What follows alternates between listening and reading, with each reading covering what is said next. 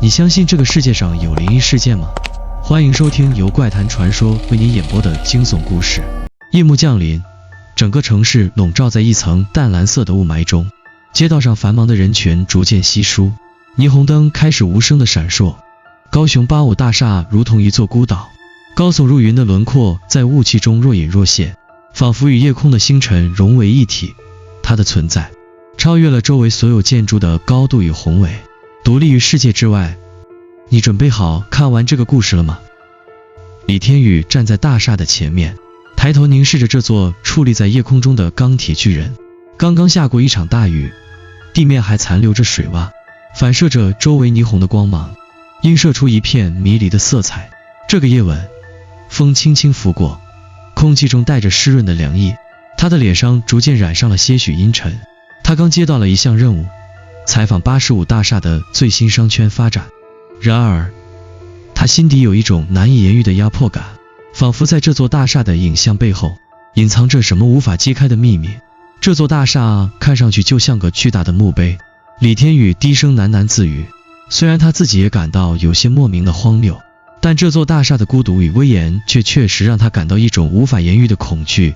他曾听说过85大厦不仅是高雄的地标，更是许多都市传说的发源地。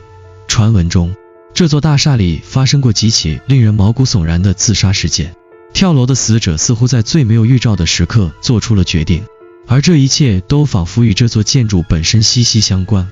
天宇并不相信这些流言，他是一个理性的人，习惯了用事实来解答一切。但是当他站在大厦前的那一刻，那种莫名的紧张与不安却慢慢蔓延开来，仿佛这座大厦不仅仅是冰冷的钢铁建筑，更是一个活生生的存在。他深吸了一口气，试图驱散内心的不安，收拾好情绪。他按下了大厦入口的门铃，门缓缓打开，一位年约50的中年男子站在门口。他穿着整洁的西装，脸上露出微笑。您就是李天宇先生吧？我们早就等您了，请进。这位男子自称是85大厦的管理人员，名叫林浩。李天宇跟着他走进了大厦的大堂。大堂内的灯光柔和，空调的低声嗡鸣令人感到一种奇异的安静。四周是金光闪闪的装饰和高大洁白的大理石地面，一切都显得那么现代而奢华。然而李天宇的脚步却无意间放慢了些，他的目光开始在大厅内游移，仿佛在寻找某种被忽略的东西。林浩似乎察觉到了李天宇的不安，轻描淡写地说道：85大厦的历史虽然不长，但它经历了不少变故。这里的建筑设计师、工人，大家对这里的回忆各有不同。什么样的回忆？李天宇问。林浩的笑容有些凝固，似乎在思考如何回答。有些流言，关于这座大厦的不解之谜。你知道，很多人对于这种现代建筑的隐秘总是好奇。有人说，这里曾发生过一些不寻常的事，但无论如何，我们总是理性看待的。李天宇点了点头，心中却隐隐感觉到一种不安的预兆。他们穿过宽敞的大堂，走向电梯。电梯门缓缓打开，随着林浩一声轻声的按键，电梯内部的灯光瞬间亮起。李天宇感到一阵莫名的冷意袭来。电梯内只有他们两个人，周围没有其他声音，只有空调的低鸣和电梯在轿厢内滑行的声音。突然间，电梯内的灯光微微闪烁了几下。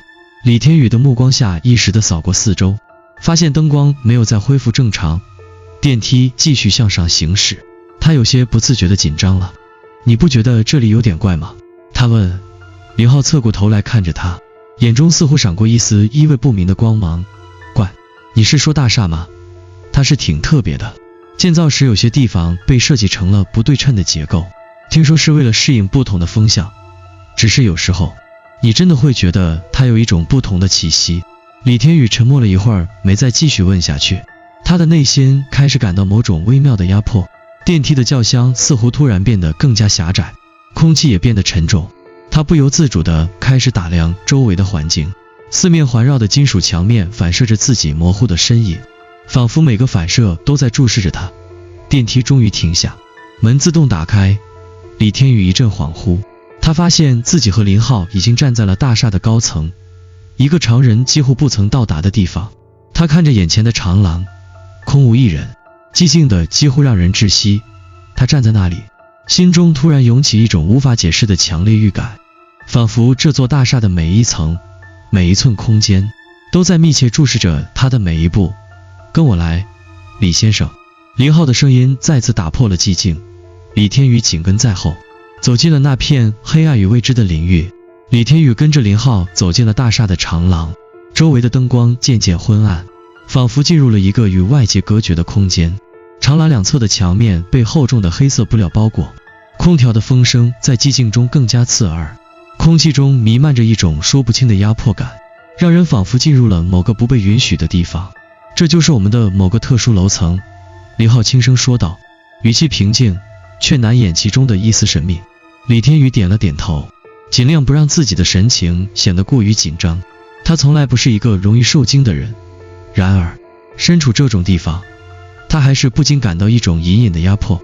他不由自主地看向四周，突然想起了林浩之前的话，大厦里有一些流言。李天宇忽然开口，打破了沉默。关于自杀事件。林浩的步伐微微一顿，转过身来看着他，眼中闪过一丝不易察觉的光芒。他的嘴角依然保持着微笑，但那微笑似乎有些勉强，仿佛在用力掩饰着某种不愿面对的记忆。自杀事件。林浩低声重复了一遍，目光似乎有些躲闪。那些都是不明真相的流言而已，没必要放在心上。李天宇并未被林浩的反应所打扰，他已从老员工口中得知85大厦曾发生过几起让人不寒而栗的自杀事件。最诡异的是，这些自杀者似乎并没有任何明显的自杀倾向，甚至在最后一刻，他们还表现得极为冷静与理智。最奇怪的部分是，他们似乎都选择在最不合常理的时间和地点自杀，仿佛有某种外力迫使他们做出这一决定。你真的觉得这些事情可以轻描淡写地说过去？李天宇继续问道，眼神透过他，看向了林浩的眼睛。林浩沉默了几秒钟，仿佛在思考要不要继续说下去。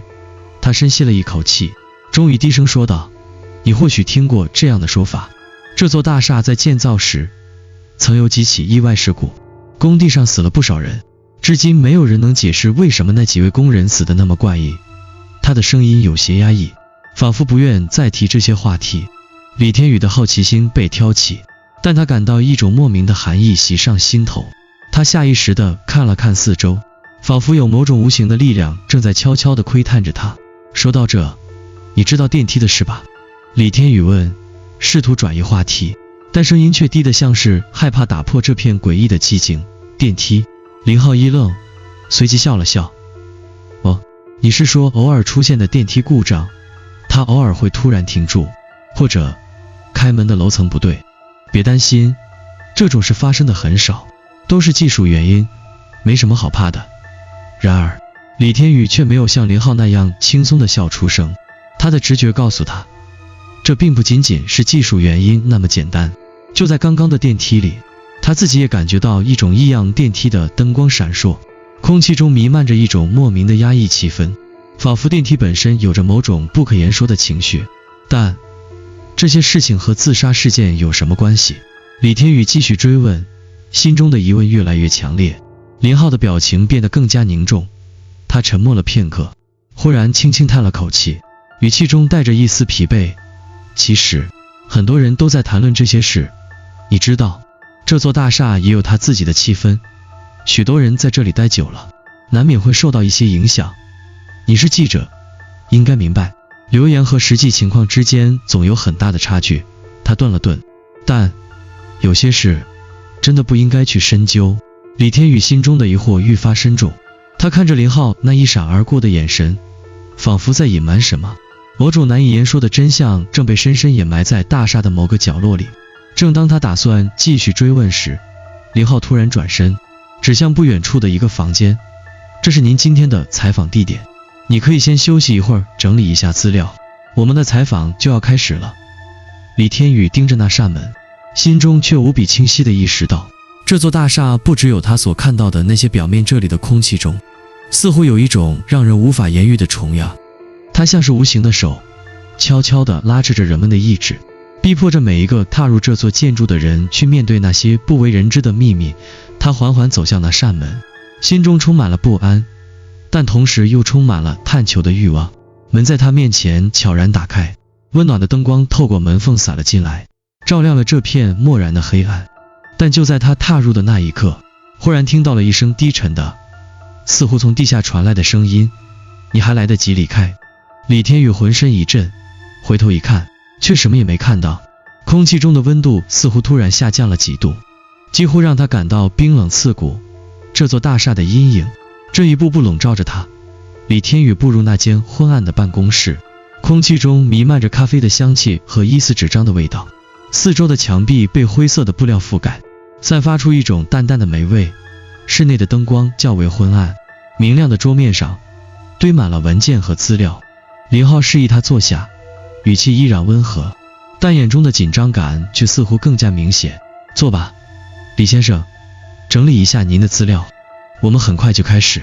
林浩走到窗边，拉开了窗帘，外面是昏黄的街灯与微弱的城市轮廓，在夜幕下显得格外寂静。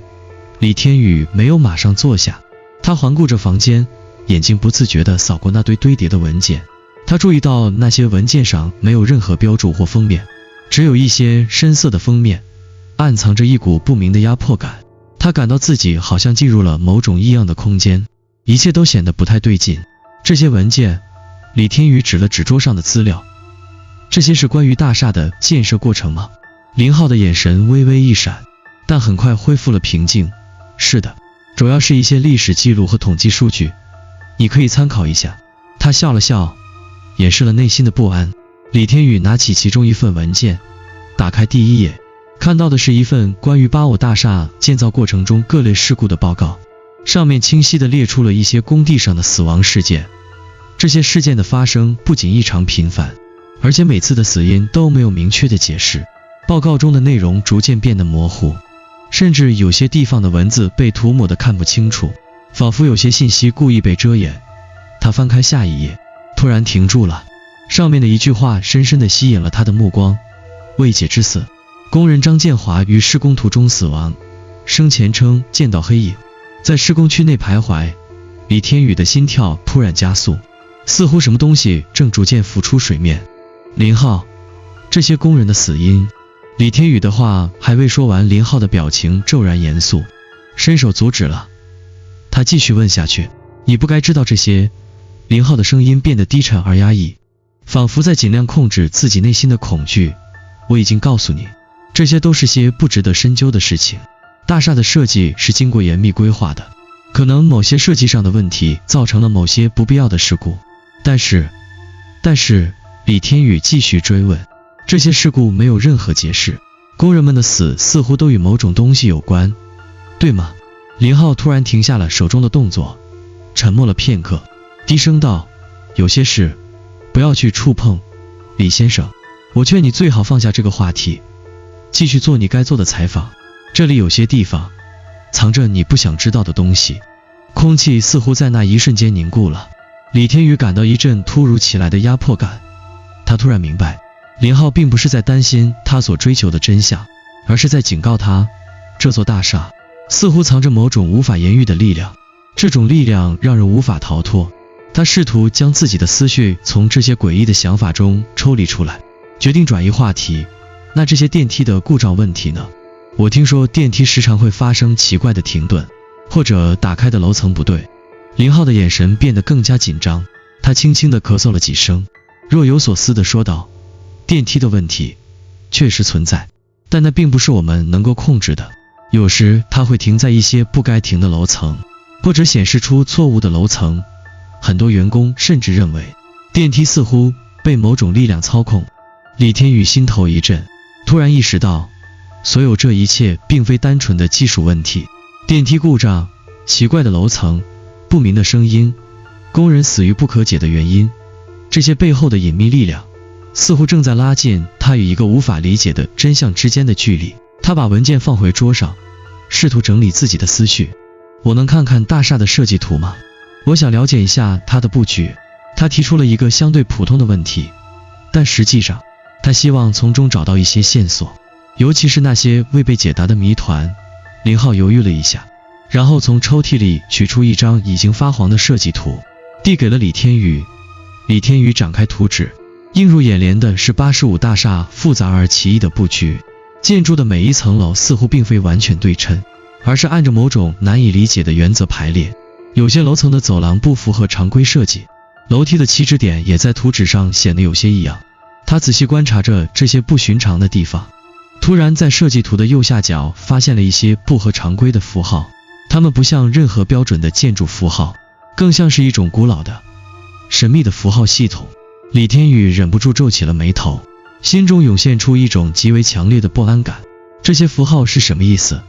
他低声问道。林浩看到那一刻，脸色骤然变化，他的手指微微颤抖，眼神中闪过一丝明显的恐惧。你不该知道这些，李先生。他的声音几乎是命令的语气，带着一股强烈的不容置疑的威胁。如果你继续追问这些，你可能会后悔。林浩最后加了一句，语气冷得像冰。李天宇心中的疑云越发浓重，但他也意识到自己已经陷入了一场复杂而危险的迷局之中。在这座大厦里，每一个细节都似乎在悄无声息地引导着他走向未知的深渊。李天宇的脑海中，那个古老的符号依然挥之不去，它们像是某种不可名状的暗示，无法解读，却又充满了某种让人无法抗拒的力量。林浩的话犹如一个警钟，回响在他的耳畔。你不该知道这些，你会后悔的。那股压迫感更加强烈，仿佛有某种力量正悄悄围绕着他，等待着某个决定的到来。但李天宇并不想退缩，正相反，他更加坚定了要击开这座大厦背后秘密的决心。他没有再看林浩，轻轻放下那张设计图，站起身来，眼神中闪过一丝决然。我想去看看电梯，李天宇说，语气平静，却带着不容拒绝的坚定。林浩脸色再次变得苍白，似乎在这座大厦的某些角落，有什么东西让他无法轻易说出真相。他犹豫了一下，最后轻轻叹了口气，叮嘱道，如果你执意要去，那就去吧。记住，电梯总是有它的规矩。他说着，像是在警告，又像是在劝告，声音中隐含着深深的无奈。李天宇并没有理会他的劝告，转身离开了办公室。走廊依然是那么寂静，只有脚步声在空旷的空间中回响，像是某种不速之客的步伐，打破了周围的宁静。他走向了楼梯旁的电梯，四周的空气仿佛在这一瞬间变得凝重了几分。他按下了电梯的按钮，门应声打开，电梯内的灯光昏黄，细微的嗡鸣声打破了寂静，但它依旧显得异常安静。李天宇犹豫了一下，还是走了进去，按下了1楼的按钮。电梯门缓缓关闭，空气瞬间变得更加沉重。李天宇站在电梯中央，感到一种莫名的压迫感。他的眼睛在电梯内四处打量，仿佛每个角落都隐藏着某种无法言说的秘密。就在电梯缓缓下行时，他的心跳已不由自主地加速。突然，电梯停了下来，屏幕上显示的是24楼。李天宇心中一震，眉头紧皱，这里明明是1楼，怎么会突然跳到24楼？电梯的灯光闪烁了一下，又恢复了平静，门缓缓打开。李天宇的心脏几乎跳到了嗓子眼，但他仍然强迫自己镇定下来，抬起脚步走出电梯。然而，走出电梯的那一刻，他愣住了。眼前的景象和他记忆中的大厦完全不同。这一层的走廊十分昏暗，墙面上挂着破旧的画作，图画中的人物面容模糊，眼神空洞，仿佛是在盯着他。走廊的尽头是一扇紧闭的门，门上没有任何标识，只有一种沉重的气息从门缝中渗透出来。李天宇的心跳变得急促，脚步也变得迟疑。他转头望向电梯，门已经关上，电梯消失在远方。这个楼层似乎并不属于这座大厦，或者说，它不是他该进入的地方。该死，我怎么会来这里？他低声自语。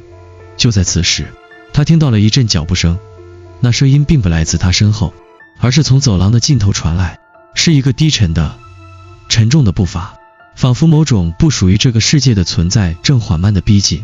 李天宇的心脏猛地一跳，身体下意识地往后退了几步，脚步声越来越近，越来越清晰，仿佛就在他背后。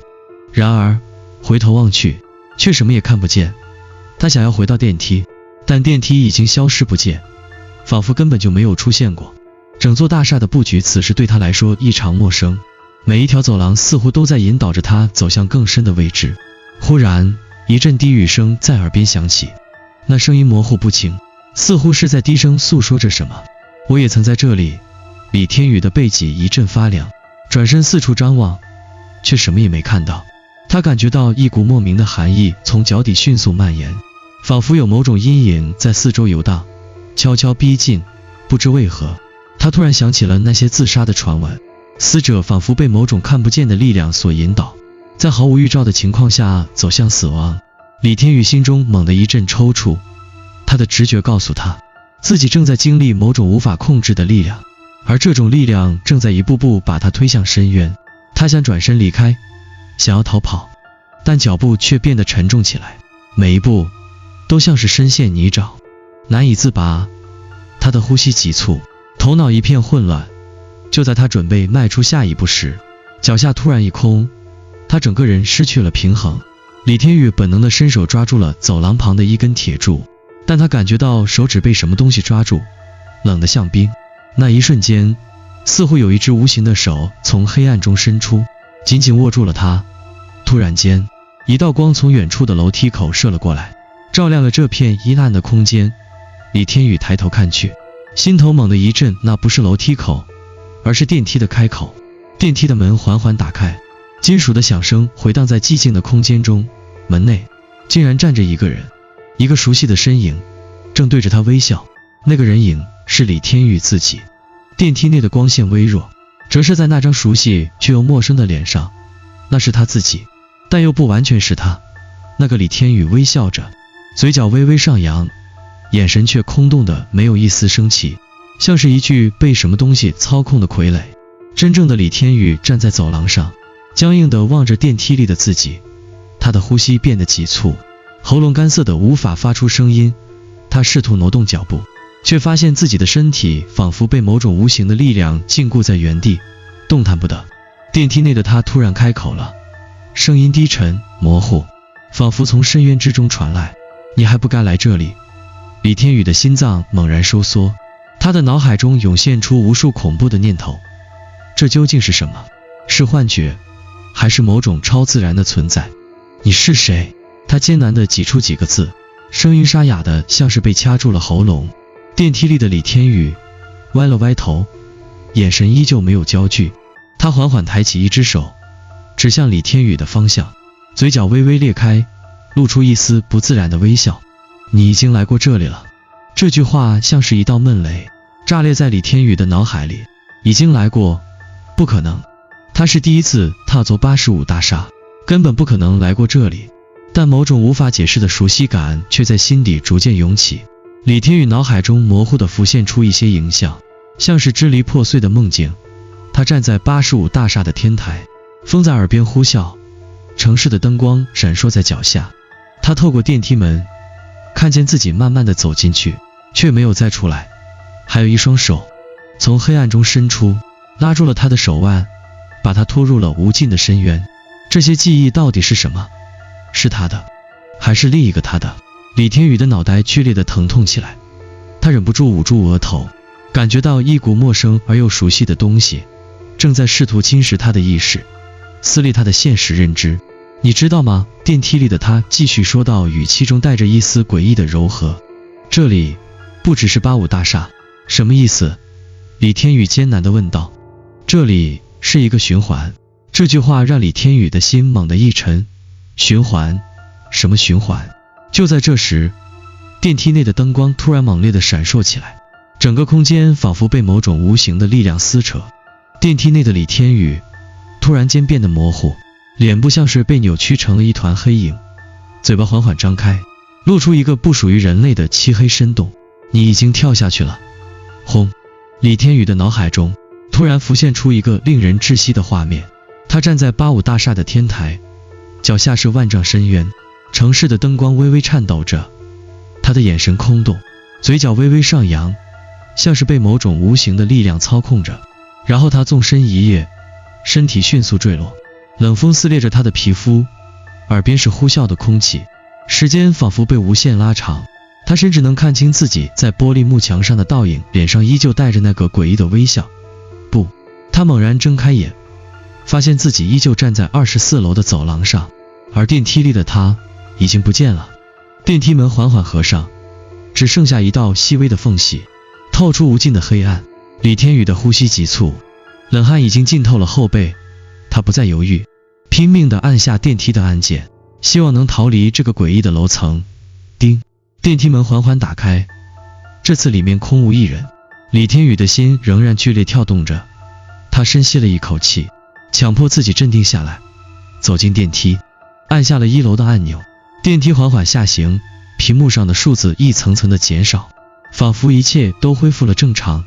直到电梯在14楼停了下来，门缓缓打开，李天宇的瞳孔微微收缩，他站在电梯内，没有迈出一步。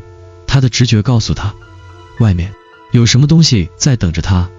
走廊一片黑暗，只有尽头的玻璃窗透着微弱的城市灯光，空气中弥漫着一股淡淡的潮湿味道，像是某种腐烂的霉味。然后他听见了脚步声，缓慢而沉重的脚步声从走廊深处一步步地朝他靠近。李天宇屏住呼吸，盯着黑暗深处，他的手指紧紧攥着电梯的墙壁，内心疯狂地呐喊着，快关门，快关门。可是门没有关上，电梯似乎被某种力量锁定，门保持着敞开的状态，仿佛在等待着什么东西进来。脚步声越来越近，越来越清晰，李天宇感觉到一股彻骨的寒意顺着脊椎爬上来。然后他看见了一个人影缓缓地走了出来，那个人的脸和他一模一样。李天宇的身体一阵僵硬，他终于明白了，自杀的人从来都不是自己选择跳下去的，而是他们把自己送了下去。叮，电梯门缓缓关上，在门合上的最后一瞬间，他看见那个人影站在走廊中央，微笑着看着他，嘴巴微微开合，仿佛在说着什么。下次轮到你了。电梯开始缓缓下降，黑暗逐渐吞噬了一切。电梯的轰鸣声在李天宇的耳边回荡，仿佛时间停止了一般，整个空间的空气变得凝滞而压迫。李天宇站立在电梯中，感觉到一种强烈的不安，他的心脏像是要从胸腔跳出来，每一秒钟都充满了死神的气息。电梯依旧缓缓下行，但李天宇知道这不是一个正常的电梯，它不仅仅是在运人的工具，它已经成为了某种囚笼，关注了他，关注了他的命运。他紧紧盯着电梯门，眼前不断浮现出那张与自己面容几乎一模一样的脸。那张脸从黑暗的走廊中慢慢靠近，嘴角上扬，带着一种近乎不人道的冷笑。那笑容里藏着无法言说的恐惧，仿佛是某种古老的诅咒在悄悄发酵，渗透进他的每一寸肌肤。下次轮到你了。那句话再次在李天宇的耳畔响起，仿佛回音从远处传来。电梯继续下行，屏幕上的数字悄无声息的减少，每次下降都带着一股无法抑制的沉重感。李天宇努力保持镇定，深吸一口气，试图让自己不再被那种无法抗拒的恐惧所压垮。他明白自己必须做出选择，必须离开这座大厦，不能再被它吞噬。但一切似乎已经无法改变。电梯的声音突然停了下来，屏幕上显示着1楼。李天宇几乎不敢相信自己的眼睛，他浑身颤抖着，手紧紧地握住电梯的栏杆，心中一片混乱。电梯门缓缓打开，他准备跳出，准备逃离这座恐怖的大厦。然而外面依旧是一片黑暗，不是大厦的大厅，而是更深处的黑暗，仿佛电梯带他进入了另一个世界。那道黑暗如同无尽的深渊，吞噬着一切光线，甚至连空气都仿佛变得凝固。李天宇的脚步无法控制地停住了，他站在那片漆黑中，手中的力气消失殆尽，感觉自己被困住了，他已经离开不了。突然，一阵耳熟能详的低语声再次响起，这次李天宇能听得清楚，是自己内心的声音，还是某种存在通过他听见的声音在对他说话。你以为自己可以逃脱？那声音充满了不容置疑的冷漠，仿佛是某种至高无上的力量在俯瞰着他。电梯门猛然关上，光芒从四周彻底消失，四周的黑暗仿佛一张巨大的网，将李天宇牢牢地包围住。他尝试按下电梯的按钮，试图打开门，然而按钮已经失去作用，电梯的控制似乎完全脱离了他的掌控。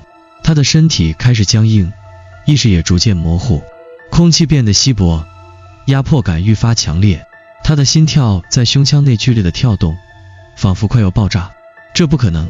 李天宇几乎是用尽了全身的力气喊出这句话，但即使如此，他仍然没有得到回应，四周依然一片死寂。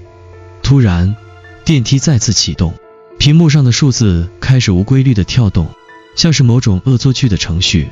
李天宇感到一阵天旋地转，仿佛电梯的下行速度越来越快。屏幕上的数字停留在13时，电梯突然停了下来，门开了。李天宇咽了咽口水，双腿发软，但他还是不由自主地走出了电梯。他走出电梯，发现自己站在一片陌生的楼层，走廊依然漆黑一片，脚下的地板光滑而冰冷，墙面上挂着一些破旧的画作，画中的人物都朝着他微笑，目光空洞而无神，仿佛在默默诉说着什么。他走进了走廊的深处，那些画作似乎在他的视线中发生了变化，人物的面孔开始变得扭曲，眼睛变得越来越大，嘴巴开始伸展开来，露出一排排锋利的牙齿。他停下了脚步，这并不是真实的世界。李天宇意识到，自己一直都被困在这座大厦内，早已无法逃脱。这是一座怪异的、无尽的循环，每个楼层、每个房间都在不断的复生。他不再是一个外来者，而是这座大厦的一部分。他的名字，他的面孔，他的记忆，已经融入了这座大厦的每一寸空间。他闭上眼睛，试图抵挡内心的恐惧，然而每当他睁开眼时，那些画中的人物依旧静静地看着他，微笑着，嘴角微微上扬。下次轮到你了，这是最后的警告。李天宇终于意识到他再也无法离开。李天宇的意识已经模糊，他的脚步变得越来越沉重，仿佛每走一步都是在踏入深渊。他站在那条狭长的走廊中，四周的黑暗渐渐吞噬了他的感官，剩下的只有那阵阵低沉的脚步声和压迫的气息。他开始明白，逃离的想法早已是空想，他的记忆早就被这座大厦牢牢禁锢。那些自杀事件，那些灵异的回声，所有的细节都在无形中重演。你以为能逃脱吗？那声音再次在耳边响起，带着一种嘲笑的冷意。李天宇的心跳急剧加速，意识几乎要断裂。他艰难地转过头，看到那张熟悉的脸。你知道，这座大厦从来没有出口，那是另一个他，没有眼神，没有灵魂，嘴角微微上扬，像是嘲笑般的微笑，突然向他伸出了手。李天宇的身体不由自主地向后退了几步，四周的空间仿佛在缩小，墙壁开始逼近，每一步都像是踩在沉重的泥沼中。他的内心开始涌现出一种无法抵抗的力量，仿佛一切都在拉扯着他，向着无法抗拒的深渊深处。为什么我无法逃脱？他几乎是在哀求。我只想活下去。那人影没有回答，他依旧在微笑，微笑中充满了冷漠，仿佛在看着一个已被判定命运的人。李天宇的眼睛开始模糊，感觉到一股无形的压力开始挤压他的心脏，让他几乎无法喘气。你已经进入了这座大厦的命运，你已经成为它的一部分。这时，李天宇猛然明白，所有的线索都指向同一个结论，他早已被这座大厦吞噬。早在他踏进这座建筑的那一刻，他的命运便已被写定。每一个跳楼自杀的灵魂，每一场无法解释的电梯故障，都是这个诡异空间中的一部分，而他正是这个循环的一部分。他痛苦地闭上了眼睛，眼前的画面开始变得模糊，那些曾经的影像开始重叠成一个个错乱的梦境。他从未意识到，他早已没有选择。不，我不相信。李天宇狂乱地摇着头，试图挣脱那无形的束缚，但是他的眼前依旧浮现出那个微笑的面孔，那个没有生气的自己正在无声地对他说，你不能逃避。一切都开始崩塌。李天宇的脚下突然消失，身体开始掉落，那种失重感让他一时间失去了所有的感知。世界在眼前翻转，黑暗像吞噬一切的漩涡般蠕动。突然，他睁开眼睛，发现自己又回到了最初的地方， 85大厦的大厅，他站在大厅中，迷茫地望着四周，那里的灯光柔和，空调的低鸣声传来，正如他第一次进入这座大厦时的样子。周围的人群在走动，似乎没有任何异常。这是怎么回事？李天宇喃喃自语。他朝着大厦的出口走去，但每走一步，走廊的墙壁开始变得陌生，地板的光滑感变得冷冰冰的，每个楼层的数字似乎都在跳动，但它们从来没有停留在他期望的楼层上。他开始急躁地按下电梯的按钮，然而电梯的门始终没有开启。你没有出口。他听见了那声熟悉的低语，那声音仿佛在大厅的每个角落响起，回荡在他脑海中。你没有办法离开。李天宇的身体再次僵硬，他已经明白，这一切已经变成了他无法挣脱的命运。他低头看向自己的手，那双曾经熟悉的手现在变得苍白，毫无生气。眼前的场景一瞬间变得模糊，电梯的门再次打开，他看见了那个熟悉的自己，站在他面前，嘴角微扬。下次轮到你了。电梯的门再次关上，李天宇意识到自己已深陷其中，他没有出口，无法离开，只能继续在这座大厦中不停循环，直到永远。他终于明白，85大厦从一开始便是一个陷阱，无论是谁，都会被困在这里，成为其中的一部分，永远无法逃脱。这座大厦并非只由钢筋水泥构成，它由无数个灵魂编织而成，是一个无法突破的迷宫，是一场无法醒来的噩梦。每一个踏入这里的人，最终都会成为它的一部分，无论他是想逃离还是迎接它，结局早已注定。李天宇闭上了眼睛，他再也没有挣扎。